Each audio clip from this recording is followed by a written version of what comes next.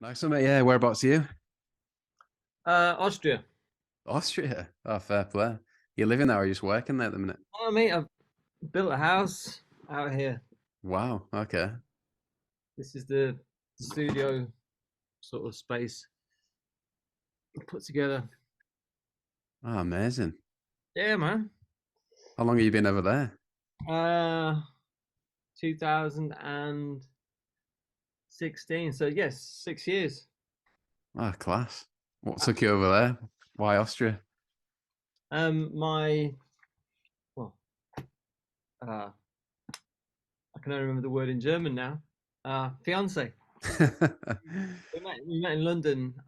She's Austrian, and she wanted to come back out here because London's just ridiculously expensive. So then I followed about 6 months later after she left, and yeah, been stuck You, here. you literally built a house. Literally built a house. Um, I was very hands on with it all as well. Pretty much every step of the way, I was down and dirty with it all. It's something I never envisaged myself doing, but yeah, I mean it's been fun, but also very long and quite a lot of money, obviously as well. Yeah, yeah. But I mean the spot we're in. I mean I don't know if you can see the view out the window or not. It's just Yeah, it's pretty green, pretty nice. yeah, it's proper different world. But I mean, I'm still going over to UK to do sort of songwriting sessions and stuff. But Mm. well, it wasn't through COVID for 2 years. I didn't get over because of potential of not getting back into Austria, not being a citizen. There's always a risk that they could close the borders again, which they did a few times. So for 2 years, I was just here. But yeah, I still go to London and stuff normally. I have been going this year, and when I get there, it's just like completely different world, and you're sort of really up for it. You're really enthused by the buzz of it. And then when I Mm. come back here, it's you really appreciate how chilled it is. It's here again, so it's nice being able to hop between the two worlds. Yeah, yeah. I bet it's nice being able to avoid the Brexit nonsense as well. Well, the Brexit nonsense actually made my life a bit more difficult. Okay. Being a non-EU member here, I had to jump through some hoops and stuff, and to get a Rot-Weiß-Rot-Karte, Right, okay. red and white of Austria card to legally reside here, and then I have to get another one in 5 years, and that'll then last 10 years. And I should just get married; it'd be a lot easier. Sounds it, mate, yeah. All right, well, cheers for doing this, mate. Third time lucky, fourth time lucky. I Yeah, man. think we both cancelled on occasions. Yeah. But yeah, like just take us back to the beginning, really. Like just reading, you formed the band around Nambuka, is that right? Because we had Laura Marsh on a while ago, who's kind of talking about the little Oh scene yeah. that was going on there. So yeah, and I went a couple of times, yeah. So not really talked about it too much though. One Nambuka. Yeah. Yeah, I mean, I met uh, Dave, the drummer, and Jay down at the garage, bottom of Holloway Road. But then they were running this night called Sensible Sundays. Well, it was an afternoon which ran into the evening. And it's just kind of an open stage for people to go up and do what they want. And they were just like running the promotions there and living above it. So I just started going to that, and then really got to know the guys properly. And then my girlfriend at the time worked behind the bar in there, and through her doing a play acting, I met Bryn, bass player. Then he was doing this sound and lighting for her play in Crouch End. And then me and Bryn would always be at Nambuka, and that's where we saw Rob. He was playing at a Sensible Sundays event, and yeah, he just didn't get off the stage. Was just playing all Bob Dylan stuff for ages. And our girlfriends were all saying he's really cute as well. So we're like, right, we'll have him. And yeah, we did our first gig there. Did our first co-writing session upstairs above Nambuka, and yeah, I mean it was just the home for the band until the bloody thing burnt down. Yeah. And we kind of, what year was this? Were you kind of like inspired by what was going on in like That was the British music 2004, scene? Okay. when we all met. I mean, I was massively into the Strokes, and yeah, 2004, massively into the Strokes, and then subsequently the Libertines and Franz Ferdinand. Um, I mean, I'd always been in bands, but when the Strokes came out, that really gave me a massive impetus to actually form a band again. And then the Libertines slightly fueled it even more. Those two bands were so exciting, and I think they really kicked it all off. Hmm.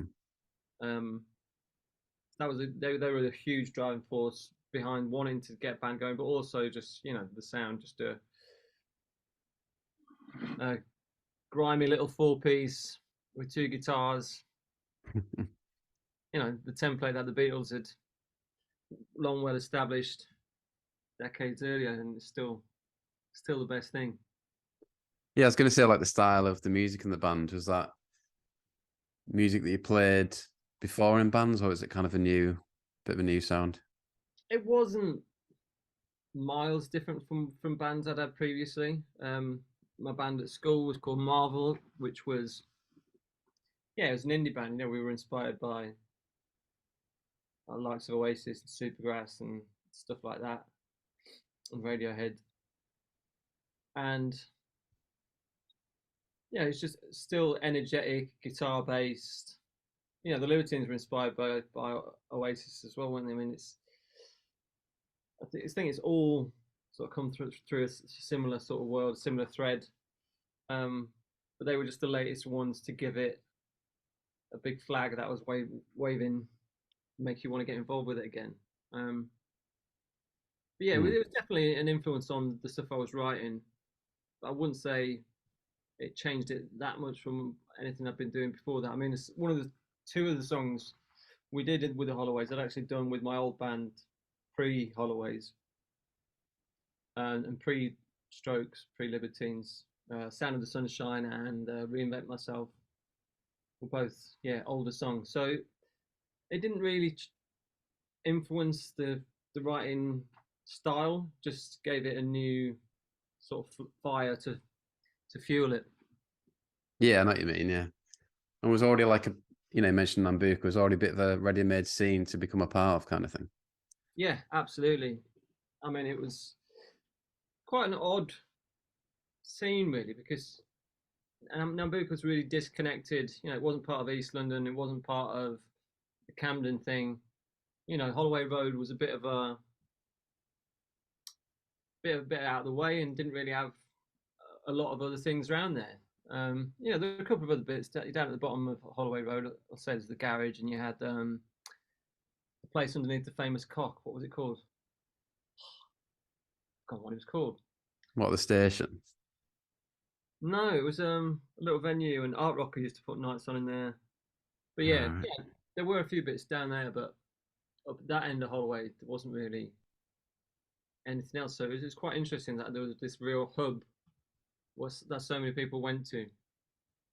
And we just tapped into that, and there was sort of a ready-made crowd and gang, and it sort of formed the whole Holloways family. All the people we became friends with would always be like the hardcore at our gigs, and that would like bring in people who they were friends with as well. So it was definitely the Holloways family was born in Nambucca, and we were able to build on that all around London and then subsequently UK. Hmm. And how quickly were you like playing with the likes of Baby Shambles and other bands of that time? Well, we hadn't done a gig, and then we were driving back from a rehearsal. We used to rehearse sometimes in Stoke Newington, and Dave got a call from Gemma, who was Baby Shambles' drummer at the time, and they were supposed to play some festival at Hammersmith Apollo, I think it was, and they were late or something, so they'd been kicked off the bill, and they needed somewhere to play. So they called Dave and said, can we come and play in Nambucca? And I was just like, right, well, we're supporting them then. So they're just gonna come and set up and play. Like it's going to be packed, so like let's jump on. And Dave was like, no, we're not ready. We've never done a gig. we're not ready to do it. I was like, yeah, we fucking are doing it. So yeah, we just like introduced ourselves to the lineup, the last minute lineup, and played to an absolutely packed Nambuka, and yeah, it was amazing. That's it. Yeah, like, those early Baby Shambles gigs always look very exciting. Must have Oh been yeah, great to be a part of. Yeah. yeah, it was, and yeah, Libertines and Baby Shambles, all that early those early gigs. Remember seeing Libertines at the Barfly. It's just after Pete got out of prison the first time, and it was amazing. Yeah. I think had Dan from Black Wire on. I think they might have supported that night as well. Like, why I did support, Yeah. and I wasn't a massive fan of them. They didn't have drums, did they? No, I think they had a drum machine. Yeah. And it was quite shouty, wasn't it? I'm trying to remember them properly now. I never got into them. They had that one massive like indie night song, like Hard to Love, Easy to Lay one. Oh yes, that rings a Remember bell. that? Yeah, that was theirs to be fair. Um, I think just some bands you click with you, and some bands don't, do they? And it just never connected with me for some reason. yeah, fair play. And then yeah, just other bands like obviously the Rakes, Yes. very linked with this podcast, and we've had Lasser on, and you know other bands like that. Were you able to form good relationships with them, kind of thing? Yeah, we went on tour with Drake's. Um, they were great. I loved those guys. So many good songs, and he was brilliant. From what was he called again? The front man, Alan. Alan. That was it. With all his like, yeah, Yeah, I'd love to see them play again. It'd be amazing. yeah. I mean, we were supposed to do that tour a couple of years ago, but COVID cancelled it. It was supposed to be us, Future Heads, and Reverend the Makers. But I would love to do like go back on tour with the bands we used to tour with, which was the Rakes, Young Knives. Used to love watching those guys. They were brilliant. Uh, Yeah. and Mystery Jets. They were like, you know, playing with those guys, all those three bands. It was a real honor. You know, always enjoyed watching them every night. Hmm. So it'd be great, yeah. It'd be great to do a reunion tour with those guys. You know, labels and stuff like it's obviously a very kind of hot scene at the time. Like how quickly we get an interest in terms of that. Yeah, we were. I mean, we started gigging towards autumn 2004, and we'd signed our deal just over a year later. Right. Within the first, I guess, 6 months or something, we were already talking with quite a few different labels. I can't remember all of them exactly. Hut was our like the second closest option for us, and we ended up going with TVT, which, in hindsight, the way it worked out was probably not the best thing, but it felt like the best thing to do at the time. That's all you can do, isn't it? So what happened with it? Well, we were, you know, we'd gone like this through 2006, 2007. We had like the second most played song on Radio 1. Through 2007, we played the other stage at Glastonbury, and NME were like going to be the biggest band in the world and all this stuff. And we were down at Sawmills recording the second album, and just like where Supergrass and Oasis and Muse had all been, it's like fucking yes, making it. And then 2 weeks into, it's like a residential month-long recording session. We were staying down there, and we got a call saying the TVT had gone bust because there'd been some other label had put some music out with Pitbull of all people, and TVT had sued and then spent this money that they'd won, and then there was an appeal, and then they had to give their money back, and they didn't have it, so they went into administration, and we became frozen as an asset. We didn't get through our advances, and then we had this album that we ended up paying for ourselves, which was still owned by the label, and we couldn't like get it to another label because no one wanted to get involved with this messy court case with TVT, who had a real hard ass boss. So 2008 for us was just the complete opposite to 2007. We were just like stuck, and there were loads of like family things happened all in the same space while we were down at Sawmills. my girlfriend at the time had an abortion, and her dad died, and my auntie fell over in Little Woods, and she had osteoporosis, and then after that never left the house again. This all happened in like 2 weeks. It's absolutely mental. And then everyone got so frustrated through the year. Got this great album sitting there, we couldn't do anything with it. Rob started doing another band because he was so frustrated that we weren't able to be doing anything creatively and not really tour because we didn't have the new material to tour. And yeah, then Nambuka burnt down at the end of that year, just to put the cherry on the icing of an already shitty cake. And then start of 2008, Rob and Dave left. They'd done enough. Right. Okay. Yeah, then me and Bryn tried to keep it going, but yeah, if we'd been with a different label, we might still be going. Right. Yeah. See, like you had a lot of momentum leading up to that kind of thing. Yeah. Yeah, and then it was just like, to quote Lewis Capaldi, pulled the rug. Yeah. Yeah. So it's interesting because obviously talking to different bands on here, it's usually the opposite where it kind of fades out and then they get dropped, but you didn't even get dropped. It's just a bit of a mess. Yeah, just sort of, we were just victims of circumstance. We were doing well, did loads of radio play, and the album was doing well, and gigs had been great.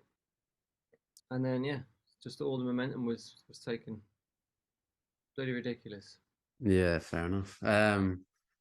But yeah, just going back to that earlier time, like we had Mark Bowman on a while ago, and I think he's potentially your biggest fan.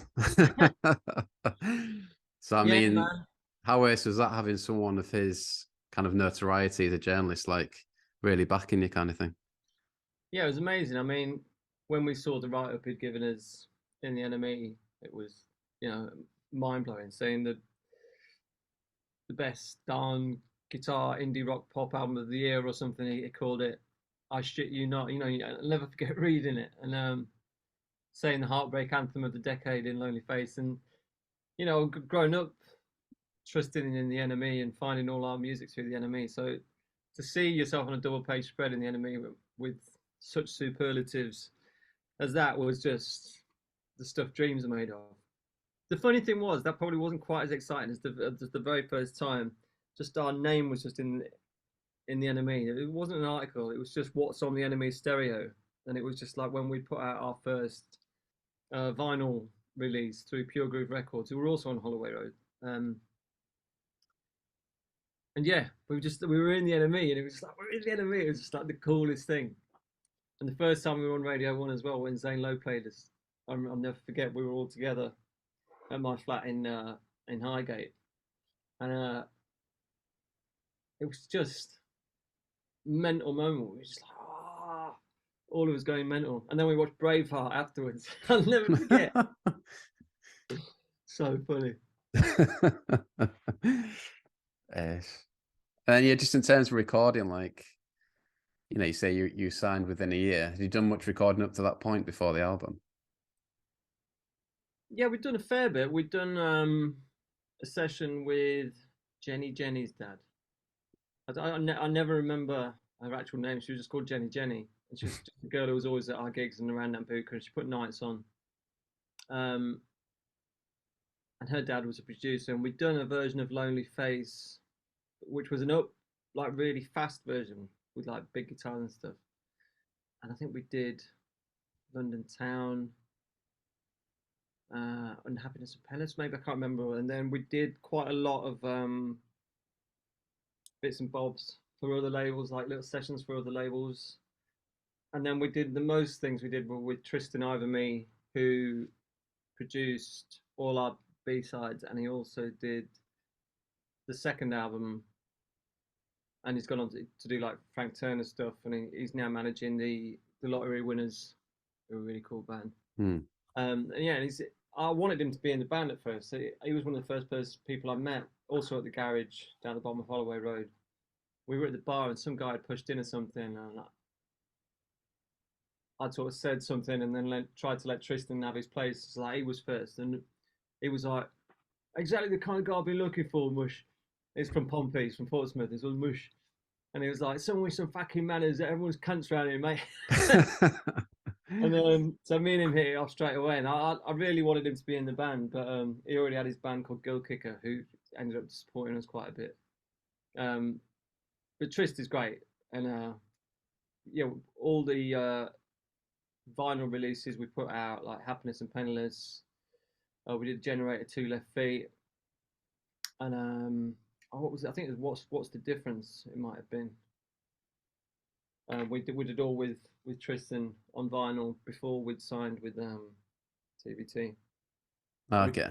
put them out through Pure Groove. Did he record the album then? He didn't record the first album. He recorded the second album. Right. The Okay. first album was recorded with Clive Langer and Alan Winstanley, who'd done like Dex's Midnight Runners and Elvis Costello and Madness. Yeah, I mean, it's really interesting working with those guys. He gave us the key change for Fit for a Fortnight, which he took from I think it was the key change from our house, because it's like, you know, we'd never thought of going there, because we like the Fit for a Fortnight was in here. It was like, it's like the girl sing, and then it's like, and then we did Fit for a Fortnight, and we just kept it in the same key. But it was like, no, you should do this key change, but with managed, which was to go Fit for a Fortnight. And it's like, what? How do you get?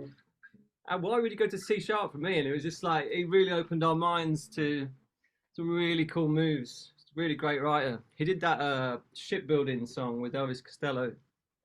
He wrote that, which is masterpiece. Love it. Yeah, So it's interesting. Yeah, go on. Sorry. Yeah. Yeah, it's really good writing with those guys. I think I was fighting for Tristan to do the first album, because I really liked the sort of sound he'd got. It was really sort of warm and gritty, and I felt like it captured what we were about. And you know, it was our mate, and we did everything with mates. Our mates did the artwork, our mates did the photography. It was all a family, and I wanted to sort of keep it in the family. So the sound of the first time, I always felt it was a bit light. It didn't punch as much as we did live.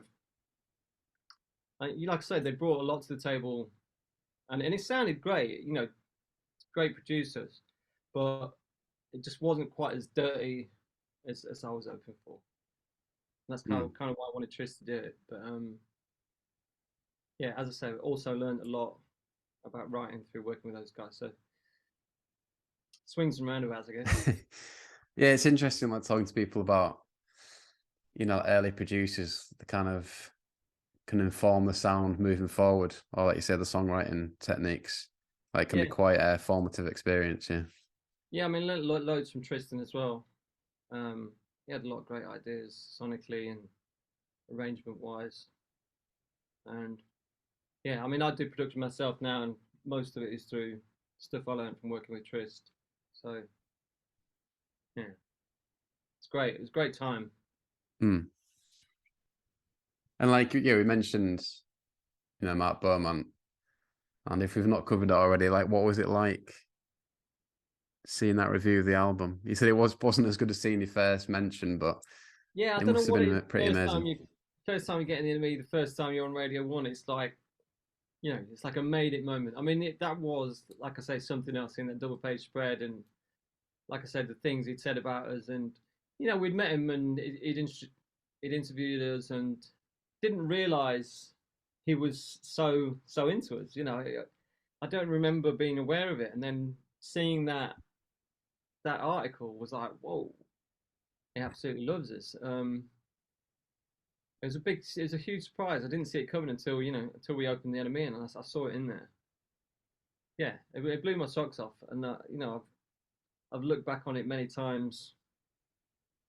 You know, I've got all the stuff in a box somewhere, all the Holloways stuff, memorabilia, and it's funny, after that, the years subsequent through the Holloways sort of time and post Holloways, me and Mark have ended up being really good mates. Like, whenever I come over to London, we always end up going for a few drinks. We were in Soho last time I was there. He took me to this.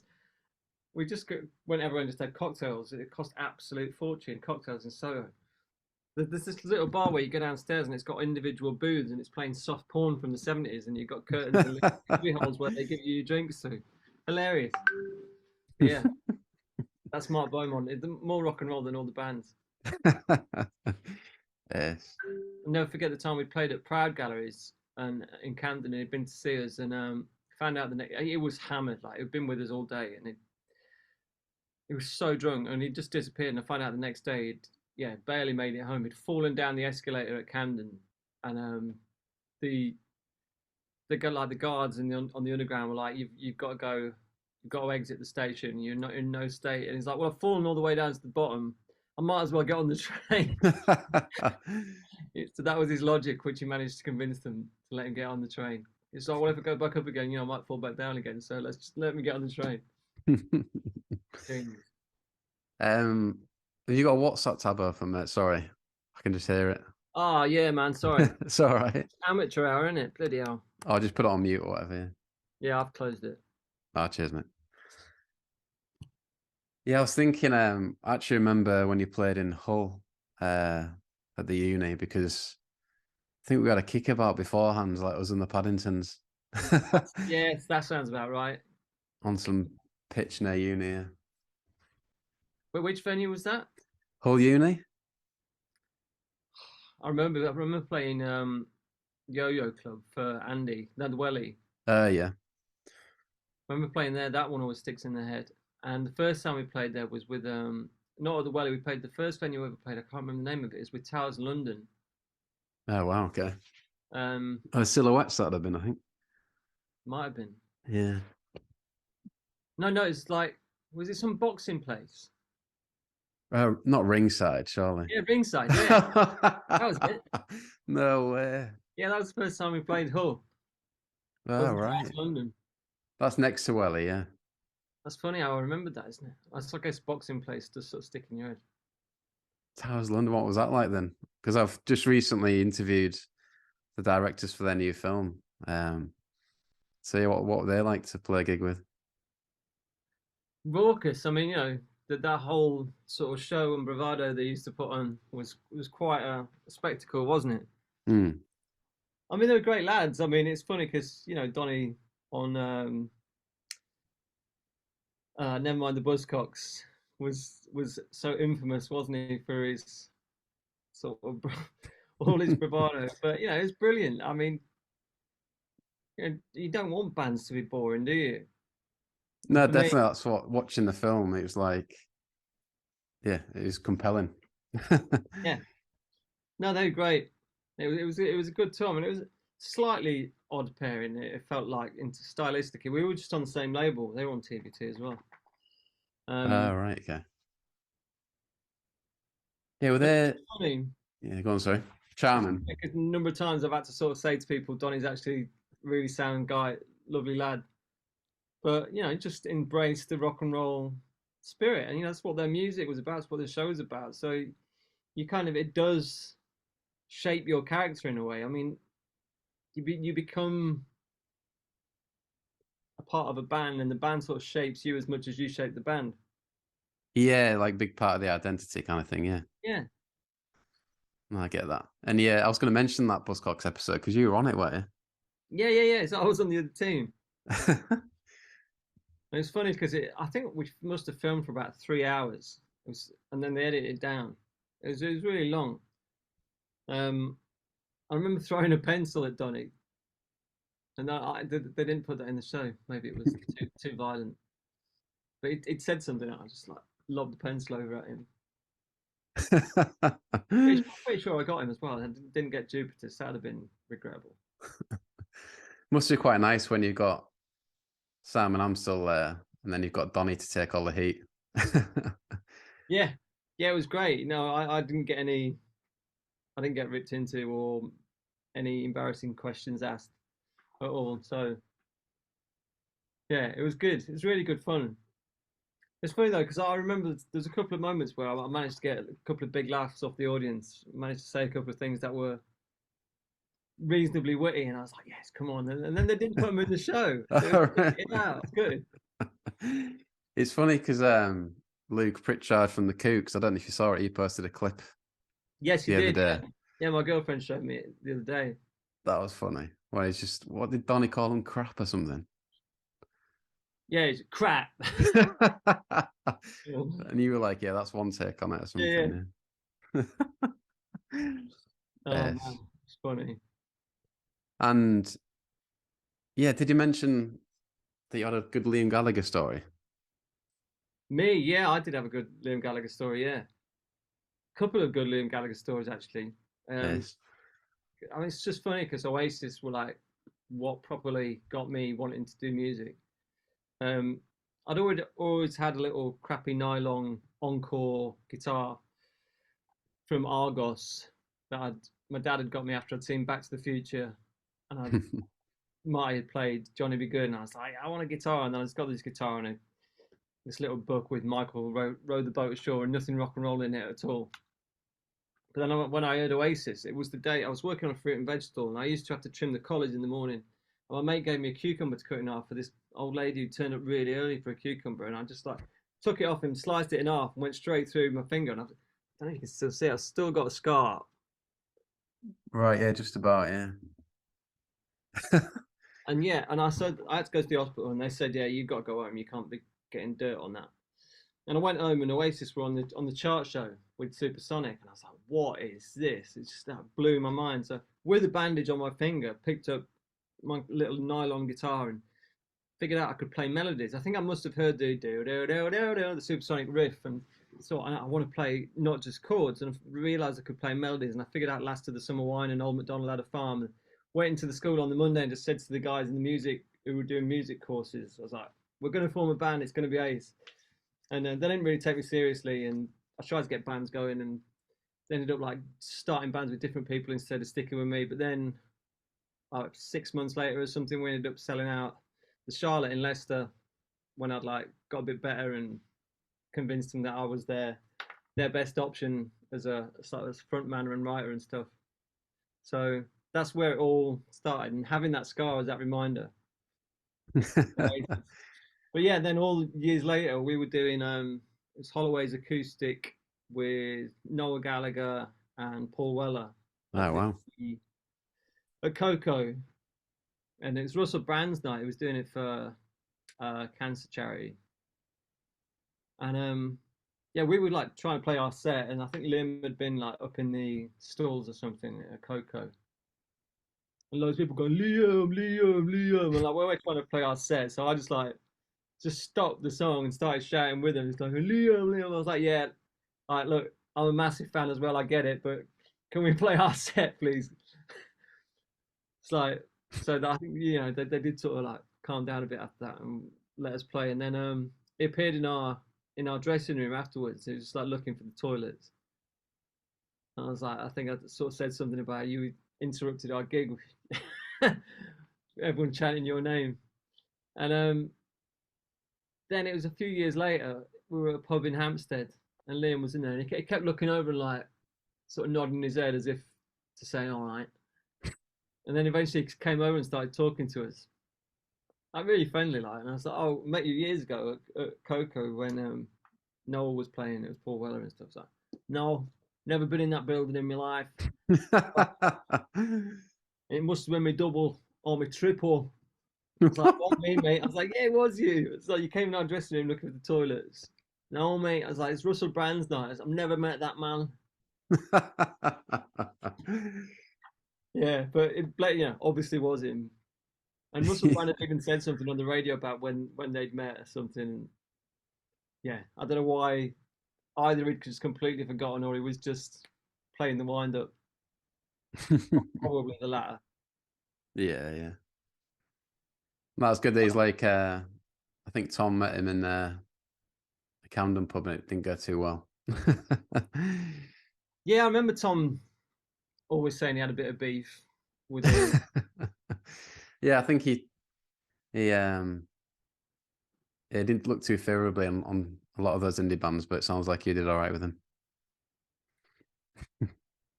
So did he like say something bad about the Paddingtons? Is that what it was about? Yeah, it's something weird and like the press or something. I don't know. I think it's one of those he said, she said kind of things, I think. Right. But Liam took offense to it, and then Tom's mate from school had to step in or something. and threatened to battle Liam, so Funny. just calmed it down. But yeah, like NME Awards as well. I always like to ask about those because obviously massive events at the time.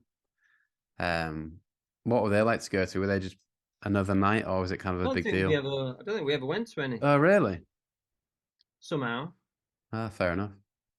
given the review we got, we also got single of the week for Generator, and really good, some huge like live reviews on what they said about the album. So I don't know how we didn't ever end up, or if we did, I certainly don't remember. Fair play. But no, I don't. I'm pretty sure I would remember it. And it's just bled into one. Maybe, or maybe I was ill. Maybe Bryn or someone else went. I don't know, but I can't imagine that I wouldn't have gone if there was one, if we were invited. Yeah, yeah. But you played some massive festivals, obviously.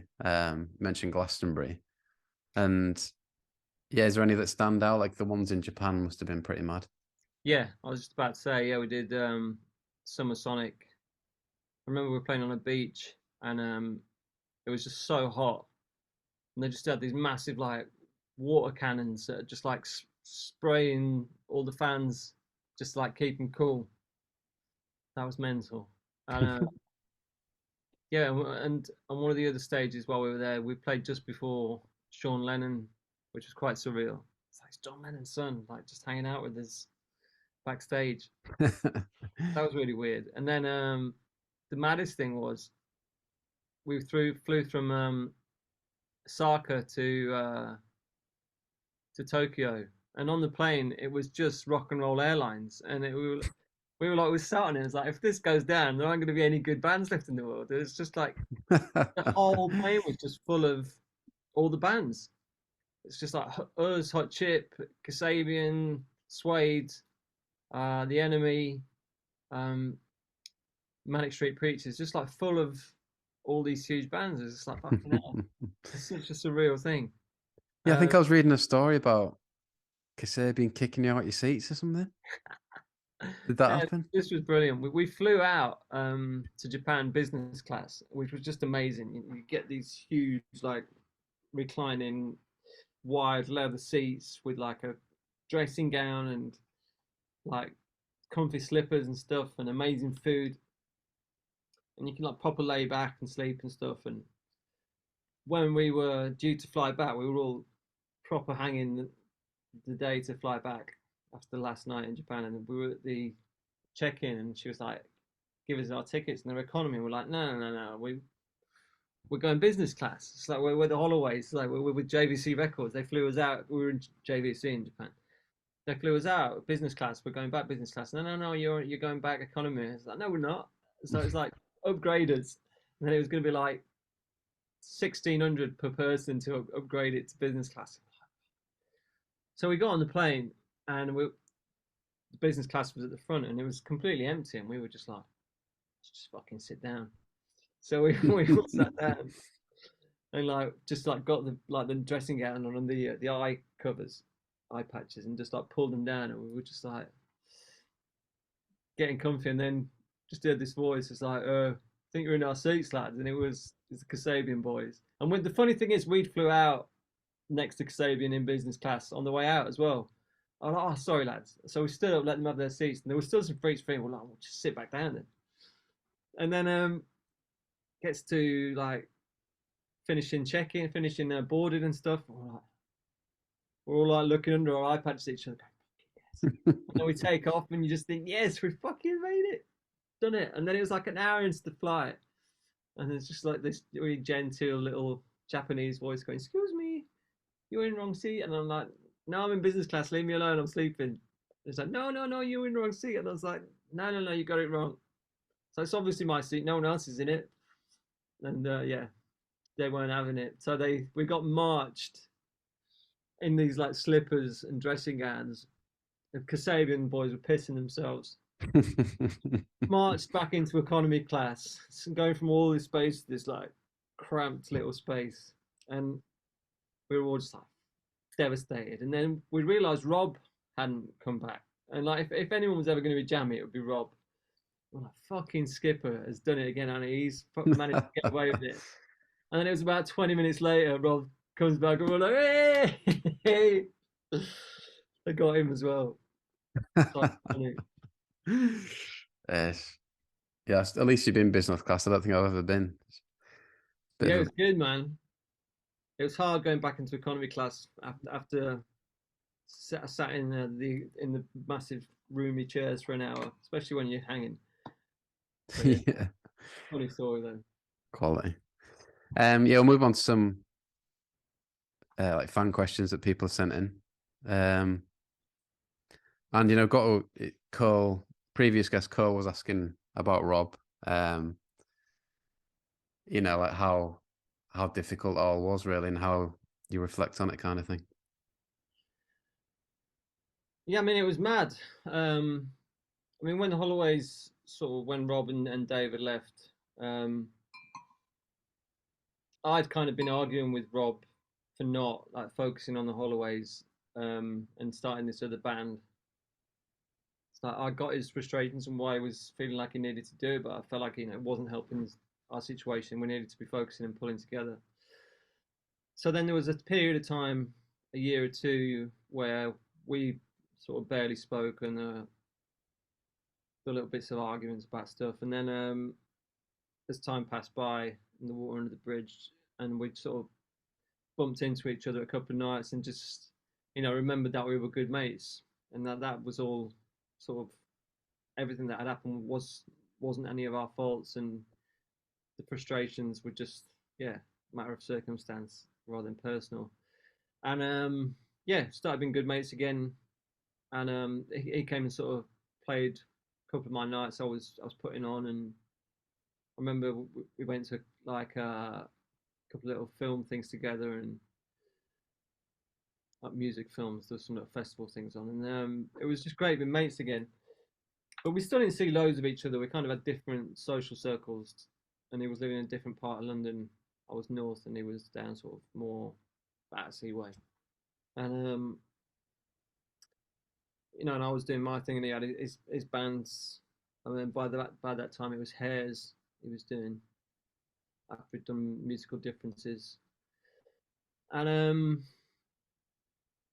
I didn't actually know what was going on until he died. I didn't know that he'd had an issue. And yeah, I remember. I'll never forget. Again, all these things happening at the same time. I was on the phone to my mum in hospital because she'd had fallen off fucking ladder cleaning the caravan and banged her head. And I was on the phone to her, and I saw Bryn and Dave calling me in the space of like 2 minutes, and I just knew straight away that they're both suddenly calling me around the same time. Thought something's happened to Rob. And yeah, I got off the phone to my mum, and my girlfriend's grandma was in hospital at the same time. As like I said, these things just always seem to come along at the same time. And yeah, just called Brennan and Dave back, and just they told me. I was like, I knew something had happened when I saw you calling. And Dave explained to me what had been going on and how it had happened. And yeah, it's just a massive shock. And I just remember going up to Hampstead Heath when the Holloways were forming. After the first time me and Robert jammed together and played at Nambucca, I saw him in Hampstead. I was just going for a walk around Hampstead. He was just busking with his violin. I was like, "Yeah, Rob, you alright, mate?" And then we just like he had some magic mushrooms with him. I'd never tried them, and I was like, "Go on, then I'll try it." And then we just like went for a walk up around Hampstead Heath, and I just remember the grass looking purple. And then I was going to this pub, and we couldn't find a guy's toilet. There's only a women's toilet in there. It was really there must have been a men's toilet, but we couldn't find it. And yeah, that was one of sort of my favourite days. Never forget that. It was when first time me and him really sort of bonded.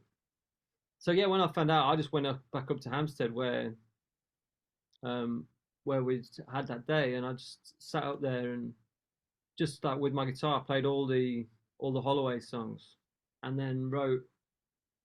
It was just a poem to begin with. I ended up putting some music to it, and I have recorded it, and I keep thinking about putting it out. Played to my girlfriend recently. She's like, "This is really good." So I think I will put it out. it's kind of, saying careful where you get into, basically. Don't go down that road. It's never a good one. Um, and then, yeah, subsequently, I pops into my dreams quite often, and it's always like it's as if he's visiting me, because it's always like he's talking to me and saying, keep doing this. It's not like it's a flashback, or I do have those dreams as well where we're back on stage bouncing off each other and stuff. But I do have dreams where he just seems to sort of come along and just says, yeah, no, keep doing the music thing. You're doing it right. And it's as if he visits. It's a bizarre thing. But yeah, I mean, Mm. I was. It was a shame that I wasn't close enough with him around that time when he was sort of getting into it. And if I'd known, you can't help but think, would I have been able to sort of steer him away from it all a little bit? I don't know. These things go through your head, but can't think Mm. about it too much that way, can you? No, no. I know what you're saying about dreams as well. Like we had a friend that passed away quite young, and it's strange how he just appears sometimes. And it's not always like how you'd expect him to appear. I don't know how to explain it, but Hmm. and my dad as well, he'll just pop up in different kind of forms. Hmm. Yeah, um yeah. yeah, it's strange how we deal with it, I guess. Yeah, it's not always the same path, is it? No, it's not. But I mean, I think I spoke to Dave about it, and I think he said something similar. So maybe maybe there is like some afterlife, and they can just sort of pop in and visit you in your dreams. Who knows? I never say Mm. never. It's Yeah, nice, yeah. nice to think that is the case, isn't it? No, I agree. Yeah, definitely. I mean, there's got to be more to it, aren't there? I guess. I suppose Well, I'm a bit hopefully. agnostic in that sense. Yeah. I'm very open-minded. I'm sort of anything's possible. Is Yeah, yeah. my view. And then I got excuse me, got a specific question from DB on Patreon. Um, he says, "Ask Alfie if he ever did find that slower version of Happiness and Penniless, the one that's not on the album version. I've been looking for it for years. We had a brief conversation about it on Instagram a year ago." Yes, we did. Um, I have got a disc somewhere. That would have been on the original vinyl releases. It would have been the one we did at Metropolis with Tristan and Rich Wilkinson, and it was Happiness and Penniless, and then one of Rob's. I think it was What's the Difference, or what's the other one that was similar tempo to What's the Difference? I might have to Google it, but that's where that one would have been. And my dad put everything we'd done onto CDs. Like he'd put things on vinyl, put them all on CDs, and given them to me. So I have got it somewhere, but so I need to dig it out. But I'm going to Google what that was now. Happiness and Penniless.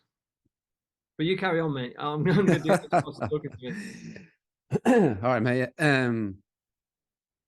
UK Sound Advice on Twitter just says, "Is he any good at baking?" I don't know if that's a private joke. Any good at baking? Trying to think what if there could be a joke. I've not really done any baking. I cook a lot. I do a lot of cooking. Um, Yeah, fair. I thought there might be something to that, but it's just a bit of a random one, I think. And then, yeah, someone else mentioned that Jeremy Beadle was at your gigs back in the day. yeah, he was my girlfriend's at the time dad, and that he passed away at the same time when we were down at Sawmills. That's what I say. It was just, Oh, right, okay. and it was mad with Jeremy Beadle because he was like voted second most hated person after Saddam Hussein in national press and stuff like that, and just because he did these, you know, practical jokes on people, but they're hilarious. I love those shows, and what people didn't know about him was all the work he did for charity and never made a big thing out of it. A lot of people just do charity to look good, just do it for their own PR. I think half the time, or certainly that's part of the reason. But he would do it and not make a thing out of it. He'd drive up to a village up north to do a little thing in a church to about 100 people, just to raise money for leukemia and stuff. And the ironic thing in the end was he ended up dying of leukemia himself, but he didn't know he was going to get that all those years he was doing raising money for it. But yeah, he raised absolutely millions, and no one knew about that work he did because he didn't make a song and dance about it. Mm. So people sort of didn't know the full stories. He was a really good guy. Yeah, yeah. And then yeah, just in terms of how you stayed involved in music, really, like, am I right in thinking you've worked on some music really that's recently that's got some really good feedback from like Six Music and stuff? Yeah, I mean, I've been doing. I mean, I tried to get bands going after the Holloways, but never quite found the right people. Um, getting that recipe is very tricky, particularly the willingness to commit. That's the real thing. Having that focus in the band is a huge thing, more than talent, I think. That hunger, I think that's what's kept me going through music all these years. And yeah, I've just been doing writing and production. And one of the coolest things that's come out has been the Gemma Rogers album, which was Steve Lamacq was just like playing every song from the album, and even mentioned the Mercury Music Prize, and was saying I don't normally play all the songs off an album like this, but just he says just this album was just ticking every box for him. And so it's, Steve Lamacq again was a hero for us growing up, and to have him saying things like that about an album I've been part of writing, it's like one of the another great moment, sort of like when you get that review in the NME, like with Mark Beaumont. And so to still be getting recognised by people you hold in high esteem, um, because it's been tough through COVID times, trying to keep the writing thing and collaborating and meeting people and networking. Obviously that's all taken a battering as live music for everybody as well. So to sort of come out fighting a little bit and get things like that going again. And Six Music also played one of my new projects songs. I've got this thing going called Fledgling, which is a collaborative thing. I'm releasing songs written in songwriting sessions with other artists and other producers, and just putting it out under one name. Because for whatever reason, maybe it's an issue with the label, or maybe it's in a wrong time for the artist. Some songs, even when they're really good, not quite right stylistically and not quite right timing wise. So they just end up sitting on your computer. So I was like, right, I'm just going to get these out myself. And it's turned into a more of a thing now where I'm asking younger, newer artists, well, not necessarily younger, I hate the ageism thing in music, just newer artists to come and get involved with the co-writing community. You release your music through Fledgling, and then Fledgling will get more and more people coming to it as more artists get involved with it. And that exposes each artist involved to a bigger audience than what they would on their own, and also just connects them to other producers, writers, and so on in the industry that they wouldn't connect with if they hadn't come into Fledgling. So yeah, that's an exciting thing. We're about to do the next release for that, and trying to do the contracts in a way that pay out how I always thought music should distribute monies. I always think it's mad if someone does an amazing cover of an unknown song, but the writer gets all the sort of radio monies that are generated from it, and the artist doesn't get anywhere near as much. They get a bit through PPL. I always think they should be getting a big share of that. But also as a writer, if something sells loads on the master side, like CDs or whatever, then the writer should also be getting a fair chunk of that, and not just the person who's performed it. So the way I'm structuring that is everyone is getting a little piece of everything, and trying to make it much fairer than the sort of traditional deals that have been done in the past. So yeah, it's got a bit of a message attached to it, because I've sort of been fighting for a while for better rights for artists and writers. Tom Gray from Gomez does a thing called Broken Record, which is fighting for better rights for musicians from streaming revenues and stuff. So something very close to my heart. So through that, I'm trying to get that message out there as well. Hmm. Yeah, Yeah. quite a few exciting things going on. I'm going to be doing the Alfie Jackson thing as well. I mean, people just keep saying these songs they've heard of mine that I've written and recorded on my own. They're like, these are amazing. You need to put them out. You don't sound or look like anyone else, and you're writing lyrics about things that no one else is doing. So why aren't you doing it? And I kind of just thought I'm just a writer now, and I've sort of taken a step away from the artist thing. But it's kind of got to a point where I'm sort of hungry to do it again, and I've got the songs, and I want to be doing something that I'm steering rather than being at the whim of artists and labels that I've written with. I want things that I can steer myself again. So that's why I'm doing Fledgling. That's why I'm doing the Alfie Jackson thing, and why I'm involved with the Gemma Rogers thing, because it's definitely I'm not just a writer with that. We do shape the whole sort of ideas of the whole thing together. So Hmm. yeah, there are things I'm really excited about. Yes. Yeah, like we mentioned, part of starting the podcast was to find out like how things have changed. Like how difficult is it to make a living out of music now? It's difficult, man, and especially for writers, because all the money now is getting generated through Spotify, Apple Music, whatever, through streaming, and the share on the publishing side, on the writing side, is nowhere near not comparable to what's generated on the master side. And that's something like I'm trying to address through my fledgling deals, the way they're structured, and yeah, it's you get songs getting. I've been co-written on songs that have got 100 million streams, 10 million streams, and the amount of royalties I get through as a writer are quite pitiful. And for me, a lot of things need to change, and there are some people fighting. Um, like I said, Tom Gray from Gomez has been one of them, and Chris Bin from Long Pigs.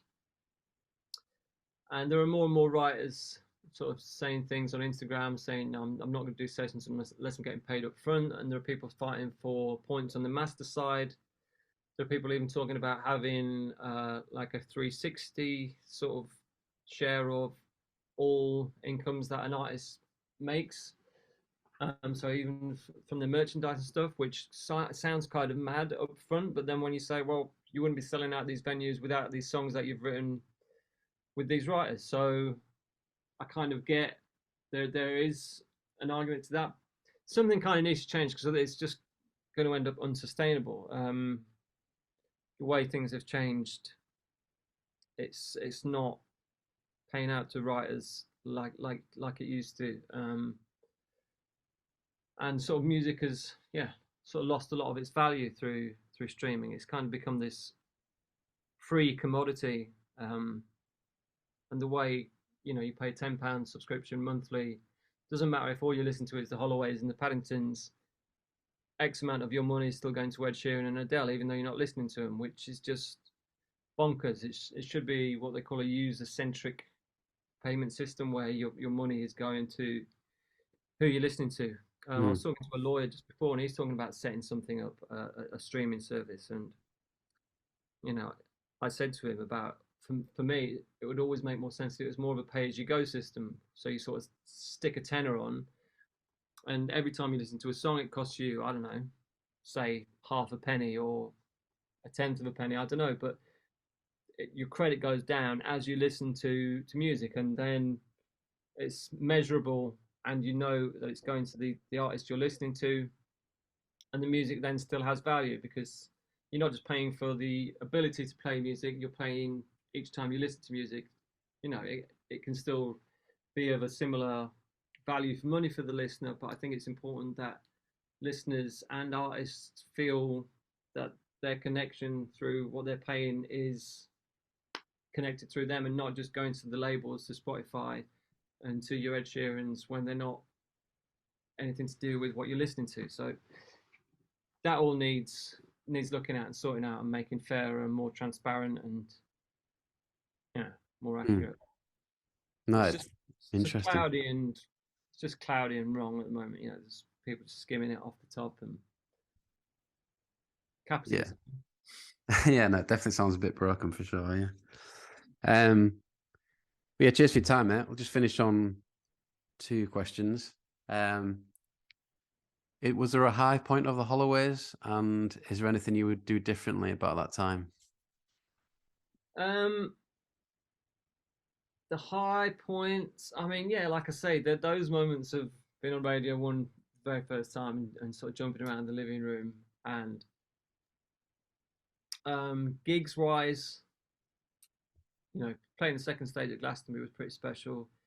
I remember, I think we played it. Was it Kennedy's or something like that in Dublin? It was just a little bar, but it was rammed, and it was our first time in Ireland, and the atmosphere was just amazing. Um, and then the Leeds University gig was just insane. I went on with about 5 different Leeds United shirts on top of each other, and just took one Leeds United shirt off every couple of songs. And then we had loads of suites on our ride, and there was this like balcony thing like overlooking the stage, and we just like loads of fans like still down there after we'd done our show. We were just like chucking little bags of sweets out to everybody. That was an amazing night, and all my family were there, and yeah, that was an amazing gig. That was a real high. Going to Japan was I mean, we went twice, but they were both really, really unique experiences. Very different world. I really like the culture out there. Very nice, generous, polite, respectful people. And yeah, I mean, it's just the first. It's always the firsts. Like the first gig was pretty special. Um, going down to Sawmills, even though it sort of turned sour, that was a real achievement. Because like I said, Supergrass and Muse and Oasis had recorded their debut albums down there. Yeah, and just that whole time in the beginning when it was just doing stuff around London, and it all just starting, and you just felt like something was happening. And when it was just me, Rob, Bryn, and Dave driving around in Morris, the van, that little red van we used to have, not the second one with the Holloways on it, there was one we had before, which used to overheat, and you had to leave the heating on to let the heat out of the engine, otherwise the engine would overheat. And it would be too hot in the van, so you'd have to wind all the windows down. So like me and Rob used to be sat in the back of the van with just like this hot air and all this wind coming in, just going. It was mental. But that time was amazing. I remember playing a gig at Huddersfield. I can't remember the name of the venue, but I remember the Pads. I think the Pads played as well, or at least Tom and Josh were there. And just things like that stick in your head. Just those early days and those early tours, and it just been sort of the 4 of us. That was the most exciting time. Yes, yeah. Yeah, it was. And you mentioned the mess with the record label stuff. I guess that was pretty unavoidable from your point of view. But is there anything you would do differently? I mean, you make the decision based on the information you have at the time, don't you? I mean, hindsight's a shit thing. Yeah. It's yeah, you just got to go with what you think is right at the time, and you can't really have regrets, can you? I mean, it doesn't help, and it just makes you. I mean, we went with our gut a lot, and sort of trusted people, and went with people we thought were friends all the time. We thought that was the best way, but and the way it worked out on a business level in terms of a couple of getting ripped off a little bit with accountants and managers and stuff like that. We might have been better having a bit more business sense. Yeah, perhaps things we could have done differently. Got a bit more business savvy, people involved with us. That would be the main thing. Yeah, fair play. But obviously, it's good memories all around, really. Yeah, man. I mean, on the whole, it's 98% great memories, and you know, it's a shame that it had to come to an end. You know, when we sort of see like bands like the Wombats who we did loads of tours with have carried on, and a number of times you just sort of think if we'd been with a different label, there's a good chance we'd still be going. But you know, like I say, I'm in a position where I'm writing, and I've got my studio here, and I'm going to be putting out some stuff I'm really proud of and excited about, and yeah, everything happens for a reason, and I'm excited, and I'm doing music, and I think what I'm putting out soon is going to be very well received. Um, so yeah, can't be too disappointed. And where can people follow what you're doing? Is just social media, obviously Instagram and stuff. Yeah, I mean, I've got my personal Instagram, which I think is it Alfie Jackson or is it Alfie Holloway? It's one of those. And then there's also Fledgling Tunes is the collaborative thing that I'm doing. I mean, it's really early days. I've only done one release so far, but I'm about to do the second one. And I was just on the phone with a lawyer manager guy who was going to get me in touch with people like Cooking Vinyl about getting involved with it and marketing properly and stuff, because it's just a whole nother skill set, like trying to be a writer and then trying to market everything as well. So yeah, so it's a lot to do. So I'm looking at getting a label involved to get on the PR of it properly and everything and get it out there, because the music's good, but without the marketing, it's not it's not anything. You know, it's like the music's the engine, but the marketing's the wheels, and it's not going to go anywhere without the wheels, is it? Yeah, that's what, like, talking to people. You know, you just have to be a lot more hands-on as musicians now in terms of promoting yourself.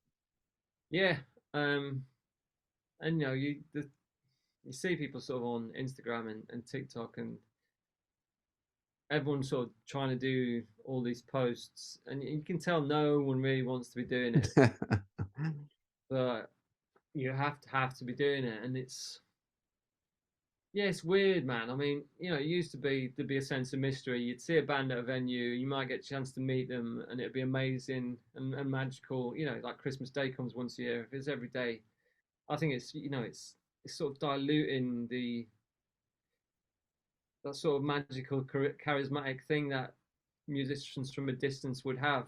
It's very different now, and it just been like very warts and all. Sort of here I am, sort of begging every day for you to listen to my music. It's not something I like, but it is what it is, isn't it? And you kind of got to play the game, which yeah, for me it's a shame, and I think it's taken time and energy away from people what they should be spending on just making great music.